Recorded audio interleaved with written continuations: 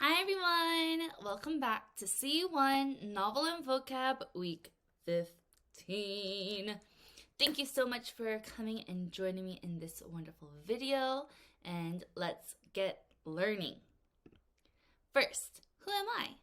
Hi! My name is Miss Kimberly, and the goal of our session is to have students understand each word in our vocabulary workbook and be cognizant of some of the phrases from our novel that may be difficult for us to understand. So I'll be here as your guide to help you through it all. But what is today's agenda? First, we'll go over week 15 vocabulary and second, example sentences in this video. And in the next video, you'll be going over difficult phrases from our novel. And after both videos, you will have to review and self-study. But why are we doing this? This is to help with vocabulary acquisition. By learning the definition, synonym, and antonym of a word, this can greatly and significantly improve your reading comprehension and enhance your contextual usage, meaning you'll be able to understand these words and see it in books and writing, and you'll be able to understand them even better. Second, we'll be going over extra example sentences, and this is to help with your writing variation. By looking at a variety of example sentences with a specific vocabulary word, students can learn how to use the word in different sentence structures and make your writing a bit more interesting. So, without further ado, let's get started. First, please, if you don't have it already, go get your vocabulary workbook and turn to week 15, which I also need to do. And it's page 124. So make sure you open up your book, page 124. First, our word is prejudice. Everyone say prejudice. Prejudice. The synonym is injustice and the antonym is fairness. The part of speech is a noun and the definition says an unfair and unreasonable opinion or feeling, meaning whatever you're thinking and feeling about something is not really fair. And in our TED Talks, it said, young children listen to classical music without prejudice because they are too young, meaning they just listen to it to listen to it. There's no prejudice there. There's no unfair feeling about it. They're just listening to the classical music. The example, let's read it together. You ready? 3, 2, 1. Her prejudice against dogs was based on a bad experience she had before. So here we have this person in our sentence. She has a prejudice. She has an unfair and unreasonable opinion against dogs. And based on the picture above, it looks like it may be because she had a bad experience with it chasing it and being very scary. So here, her prejudice is that she does not like dogs. Okay, let's look at the example sentence here. It says, his prejudice against certain foods made it difficult for him to try new things. Oh my, so I have a nephew and he does not like to eat a lot of different foods.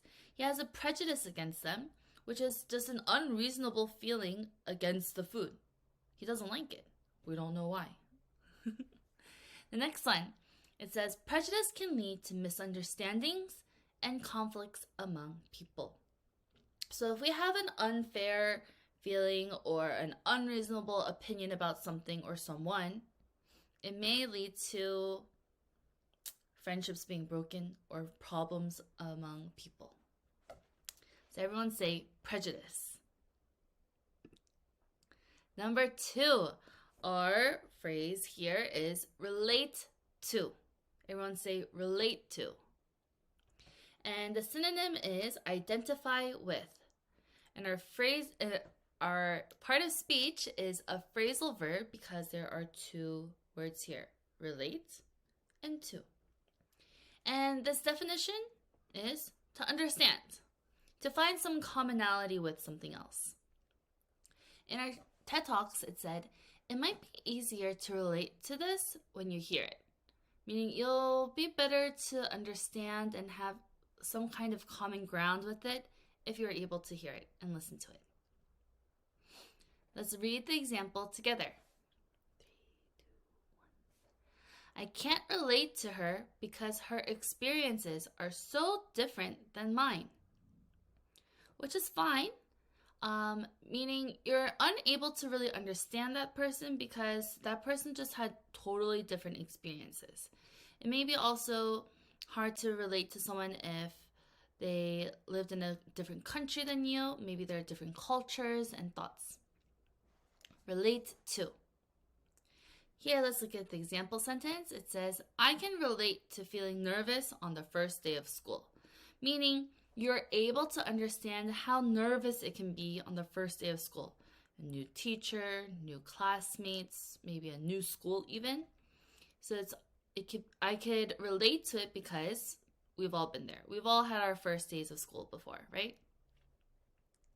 The second one, it says, the speaker shared personal stories that many in the audience could relate to, meaning the people in the audience were able to understand and identify with the speaker because they had personal stories within the speech and they're able to understand.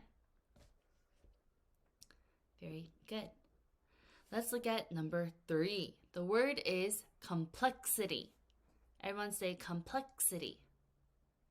The synonym is intricacy and the antonym is simplicity. An easy way to remember this is that they all kind of end with a S and T. Complexity, intricacy, simplicity.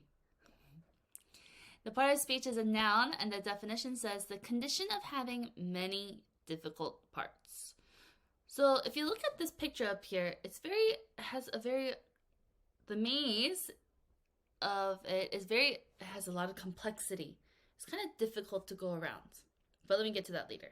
Let's first read the sentence from our TED Talks. It says, the complexity of music does become an issue. So maybe the music was a bit too difficult. Let's read the example together. The complexity of the maze was too hard for us and we got lost. There's these types of garden mazes. Maybe you've been to one, maybe not. I believe there's one in Jeju. But maybe the complexity of it was too difficult, so when you're trying to get through, you're like, I don't know where I am, so they have to go back.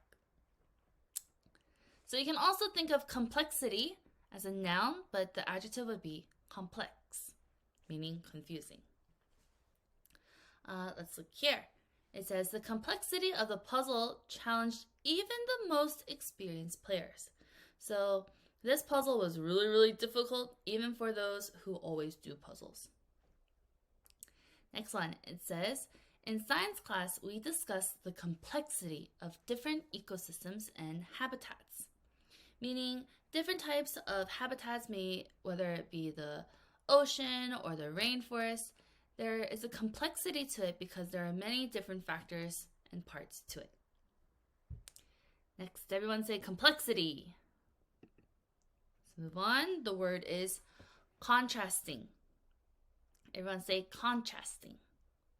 The synonym is different and the antonym is similar. So here, contrasting means totally different. The part of speech is an adjective and the definition says showing a difference. In TED Talks, it says happiness and sadness are contrasting emotions. They are opposites. So, of course, happy and sad are not something similar. They are very different. Let's read the example together.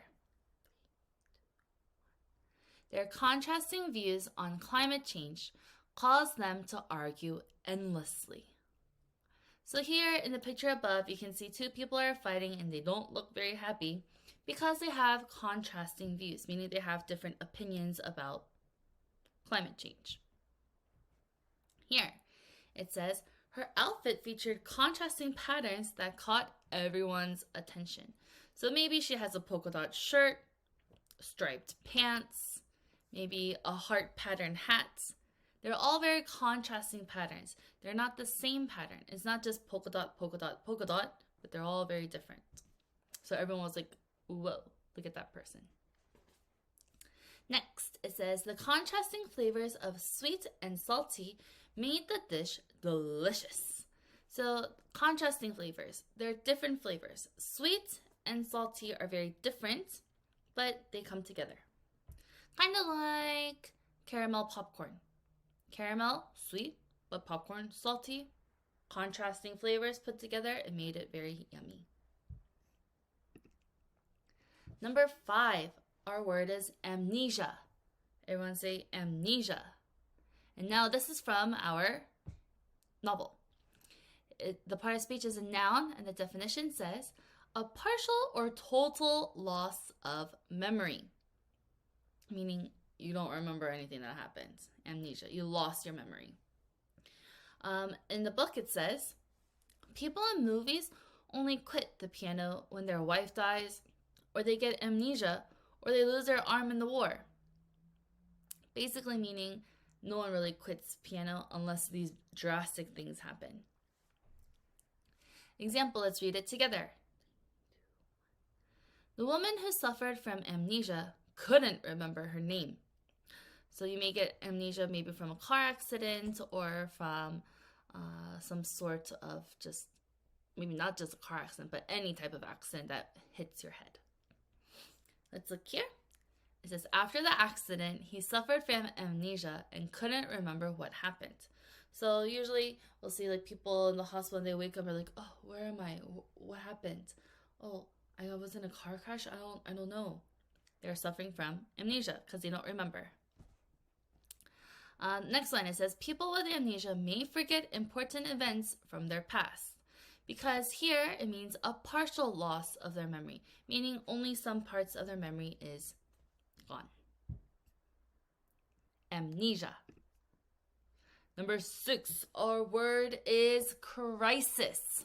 Everyone say crisis. And the synonym here is disaster. The part of speech is a noun, and the definition says a time of great disagreement, confusion, or suffering. As you can see here, these words, disagreement, confusion, and suffering, are all kind of negative words. So crisis, how would you be feeling? Would you be feeling happy or a bit panicked? Definitely panicked. The book says, but it is Sunday, and our giddy-up grocer order won't come until Tuesday, and Dad is in a popover crisis. This is when Dad was trying to make some popovers, which is a type of breakfast food, and it's Sunday, and they can't have their delivery of groceries, so he was like, confusion and suffering from not eating his popover. Let's look at the example and read it together. There is a crisis at the office because the employees are behind on their work. So here in this picture also you can see people going like, There is a crisis at the workplace. There is lots of confusion and some chaos and some disaster happening because they were unable to finish their work on time. Let's look at the example here. It says, the family came together to support each other during the crisis. Meaning, maybe there was some big disaster that happened. Maybe a tornado came by and it blew away someone's house. I hope not. But the family members came together to support one another and they were able to build up together again. The next sentence, it says, we need to address the climate crisis before it's too late. So a lot of people are talking about global warming and greenhouse gases. So this is our climate crisis with our weather and how it's getting too hot because of global warming. It's a very big disaster crisis. Great. Number 7, our word is nosy. Everyone say nosy. The synonym is curious. And the antonym is uninterested. It is an adjective and it means too interested in what other people are doing and wanting to discover too much about them. So here, it's not just like, oh, what's happening? It's like, oh, what's happening over there? Oh, what are they doing? Like, oh, let's try to sneak up on them and let's try to spy. Nosy means you're having too much interest in something that isn't really your business. In our book, it says, then the host asked Daniel if he has a girlfriend, which seems kind of nosy to me, but Daniel doesn't mind. Nosy, meaning trying to put your nose in everywhere. In the picture above, you can see also people are coming out, trying to see, using binoculars. It says, let's read the example together. Ready? My nosy neighbors always spy on me whenever I have guests over. So here, the neighbors are a bit too curious about what they're doing whenever people come over their house. Let's look here. It says, my nosy sister always peeks through her curtains to see what is happening outside. So instead of just worrying about her own homework or her own life, she's always peeking out through the window looking at what people are doing. Next one, it says, being nosy can sometimes lead to misunderstandings and hurt feelings. Again, this is because you're trying to and want to discover too much about something else, so it may lead to maybe some misunderstandings. Great, nosy.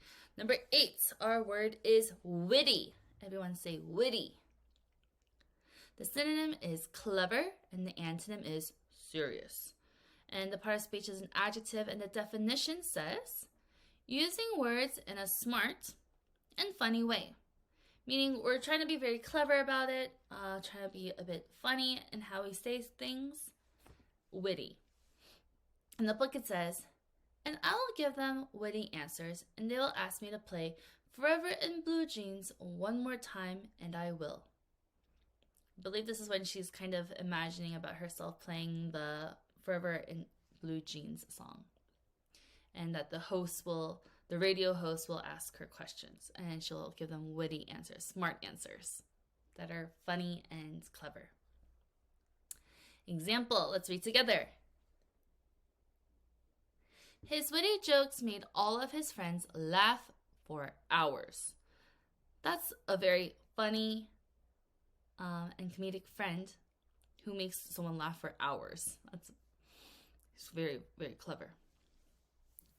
And let's look here. It says, the teacher's lessons were both informative and witty, making them enjoyable for students. So this teacher wasn't just boring and just teaching 1 + 1 and 2 + 2, but they were trying to make it fun by making it witty. Next one, it says, she is known for her witty comebacks and quick sense of humor. So this person, everyone knows her as the person who says a lot of smart and funny things. Witty. Number 9, the last word on page 125, it says methane. Everyone say methane. It is a noun, and the definition is a gas with no smell or color, and it is often used as fuel, like gas. In the book, it's quite funny. It says, our science book says that cows burp methane gas. Burp when they, it comes out with like carbon dioxide, methane. And let's read the example because it kind of explains it a little bit more. Let's read it together. Cows release methane through their burps, which can lead to global warming. So it was quite funny. Excuse me. It's quite funny because they're talking about how cows burp and it makes global warming happen. I'm not sure about how much methane they produce from their burps, but it was a new fact for me to learn. Was it for you? Let's look here. These are a bit more scientific. The burning of methane releases carbon dioxide, but it produces fewer greenhouse gas emissions than coal or oil. So here, burning coal and burning oil, we get a lot of carbon dioxide, which is not good for our environment. But methane also does it, but not as much. It's very scientific. The next sentence says, Methane is produced naturally by cows during digestion, which means as they're eating, the methane comes out from, as it says in the top two sentences, their burps. Good. Let's go to the next page on 126, and we are now on word 10. Everyone say fumes. Fumes.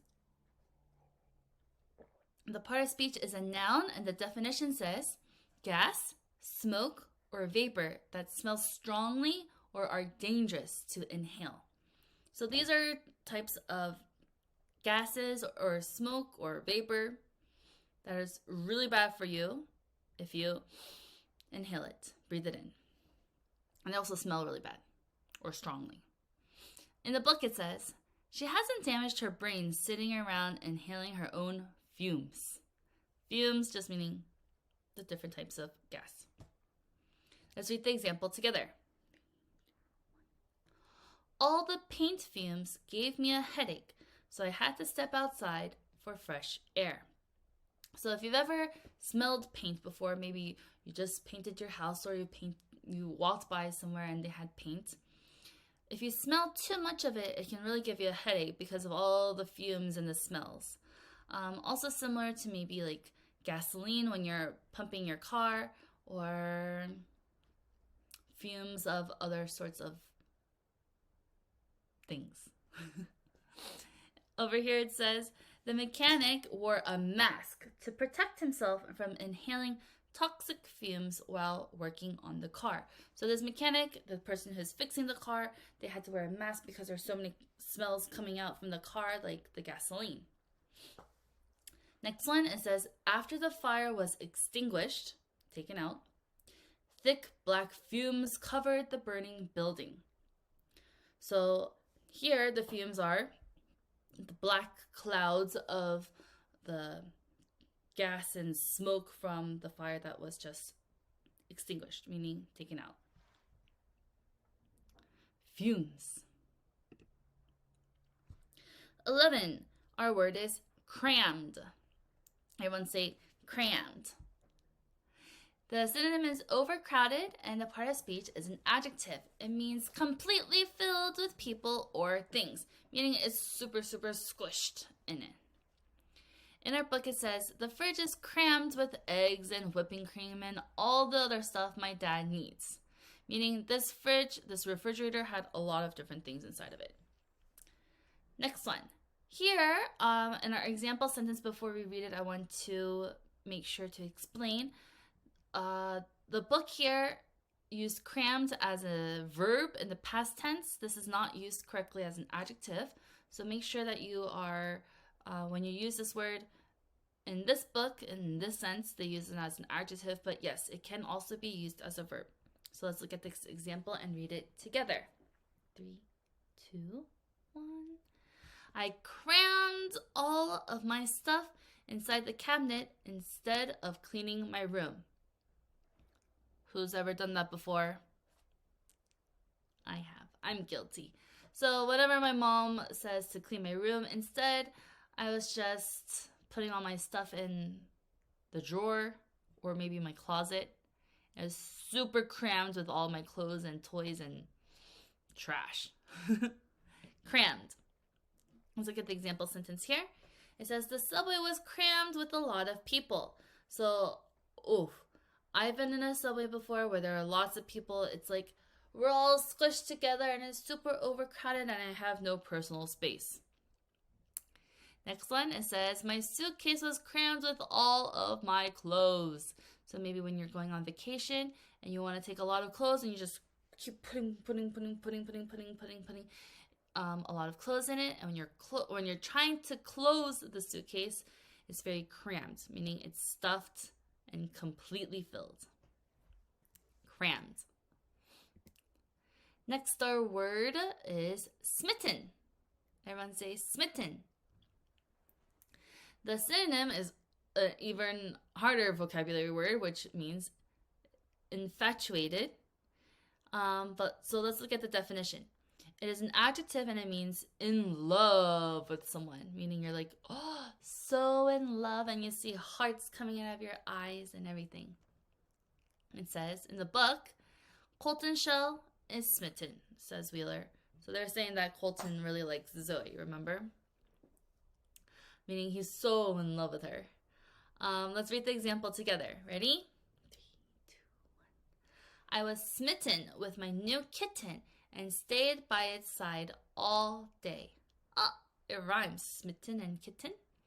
Meaning I was so in love with my new little kitty, and so I wouldn't go outside to play, I wouldn't do my homework, and instead I just stayed with it all day long. Maybe hugging and cuddling it. Smitten. So let's look here. It says, ever since they met, she's been smitten with him, unable to stop thinking about him. So meaning just super in love, smitten. Next one, it says, she was smitten with the adorable puppy the moment she laid eyes on it, and she knew she had to adopt it. So maybe she went to the shelter and she saw the puppy and she's like, oh my gosh, I love that puppy. I want it. So smitten. Number 13, our word is tier. Everyone say tier. And the synonym is level, and the part of speech is a noun. And the definition here says a row of a structure, meaning how many levels it has. It says, in the book it says, the bottom tier, the bottom level, is covered with pink and orange and yellow roses. And this is when Zoe was talking about her cake. The bottom tier, so the bottom parts of it. The bottom level. Let's read the example together. Ready? We wanted a better view of the stage, so we chose to sit on the top tier. So as you can see in this picture above, they sat on the top tier and they're able to see everything. Example. It says, the bookstore had multiple tiers of shelves, neatly organized by genre and author. So here they have different levels and books, as you can see, from like the top level to the middle level to the bottom level, different tiers. The next one, it says the cake had 3 tiers with beautiful decorations, meaning this cake had 3 layers, and 1, 2, 3, and it had beautiful decorations. Tier. Number 14, the last word for our novel, the word is column. Everyone say column.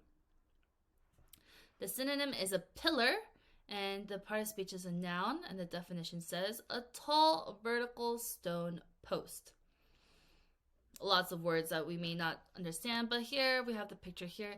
These are the columns. The other picture got cut off, but these are columns that are holding up the building.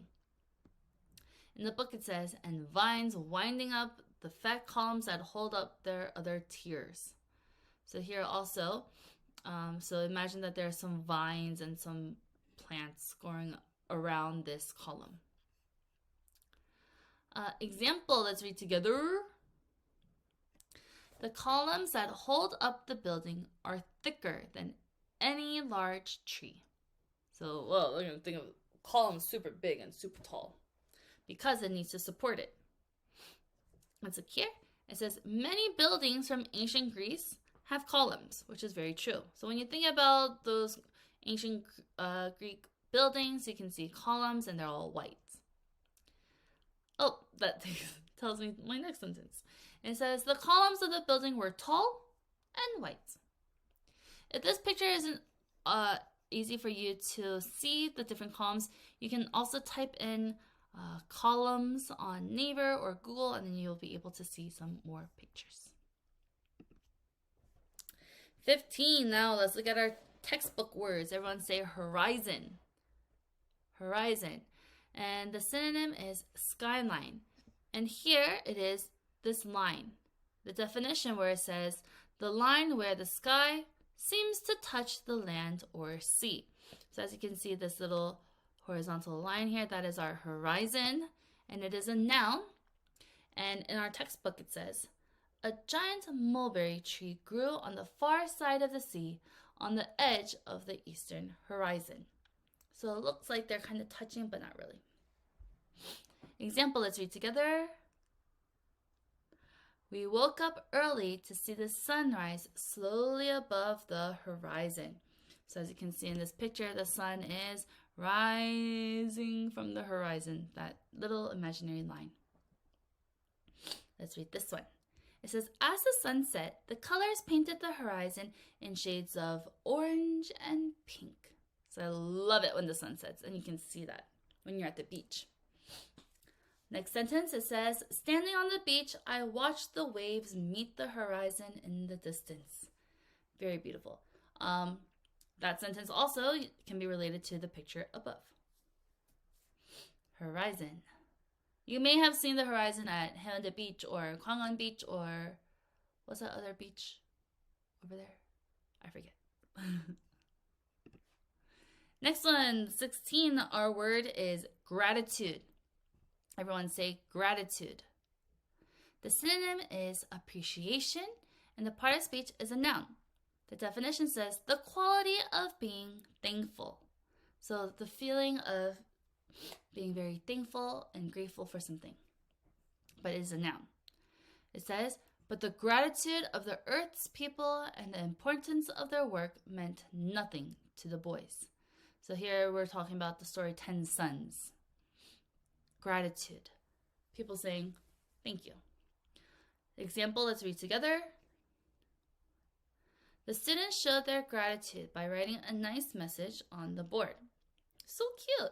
And in this picture it says, best teacher ever. So they're showing their gratitude, their thankfulness to the teacher. Let's read this one. It says, we showed our gratitude to the firefighters by baking them cookies.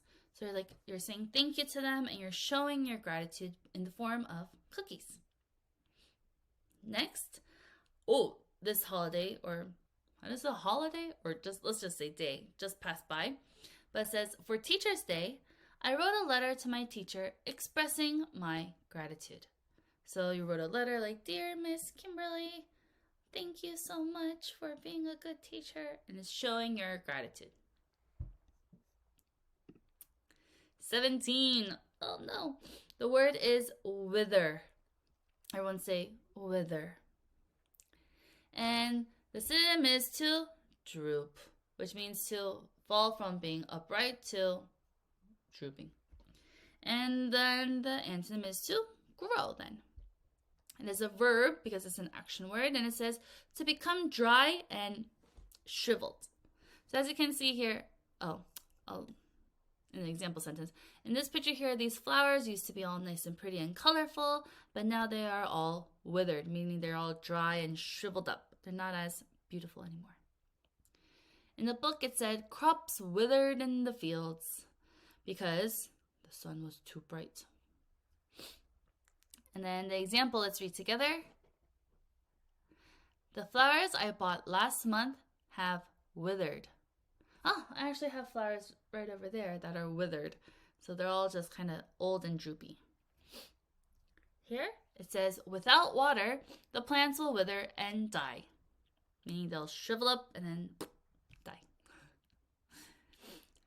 Next line it says, the leaves on the tree withered and fell to the ground in autumn, which is also what happens every year. When we have spring, they grow, summer, they're thriving, and then fall, as the time of the sun gets less, our leaves start to fall. Wither. Number 18, our word is scorching. Everyone say scorching. And the synonym is sizzling, and the antonym is freezing. It is an adjective and it means very, very, very hot. In the book it says, they stretched themselves on the scorching ground and waited to die. Scorching meaning super, super hot. In the example, as the volcano erupted, scorching lava flowed down its sides. So lava, is it cold? Definitely not. Total opposite. It's scorching hot. And let's read the example here. It says, the scorching summer days made it difficult to sleep at night. Yes, unless you have your air conditioning on and it's very cool in your house. But without it, it's scorching hot. Next line, it says, we escape the scorching heat by going to the air-conditioned comfort of our home. Oh my, the scorching summer is coming soon, and I'm so scared. I don't like summer because I don't like the scorching heat. I just used the vocabulary word while just speaking, which is something that you should be practicing also.